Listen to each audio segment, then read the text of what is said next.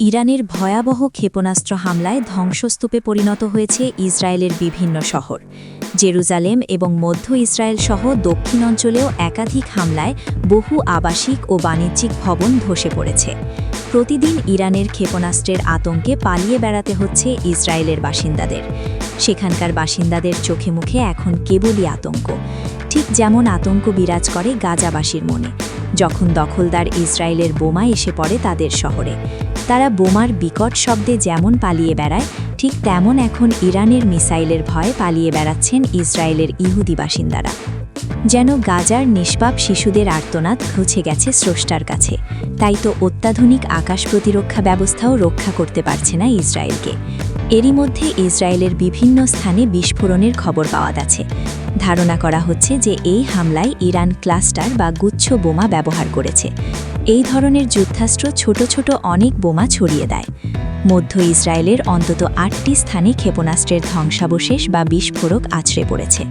সামাজিক যোগাযোগ মাধ্যমে বিভিন্ন ক্ষতি চিত্র দেখা যাচ্ছে।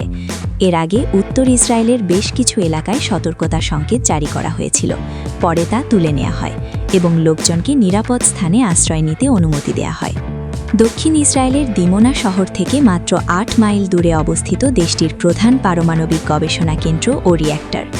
ইসরায়েলের অন্যতম সুরক্ষিত এই অঞ্চলের আকাশসীমায় ফাটল ধরিয়ে আছড়ে পড়েছে ইরানের 2টি ব্যালিস্টিক ক্ষেপণাস্ত্র। দিমোনা এবং নিকটবর্তী আরাদ শহরের আবাসিক এলাকায় এই ক্ষেপণাস্ত্রের আঘাতে দম্ভচূর্ণ হয়েছে ইসরায়েলের বহুল আলোচিত আকাশ প্রতিরক্ষা ব্যবস্থার। 21শে মার্চ রাতের ওই হামলায় অন্তত 175 জন আহত হয়েছেন, যাদের মধ্যে 10 জনের অবস্থা আশঙ্কাজনক। ইসরায়েলি সামরিক বাহিনী স্বীকার করেছে তারা ক্ষেপণাস্ত্রগুলো ঠেকানোর চেষ্টা করেছিল, কিন্তু সফল হয়নি। প্রায় 3 ঘণ্টার ব্যবধানে 2টি আঘাত আসার পর প্রশ্ন উঠেছে, বিশ্বের অন্যতম সেরা প্রতিরক্ষা ব্যবস্থা কি তবে ব্যর্থ হতে শুরু করেছে?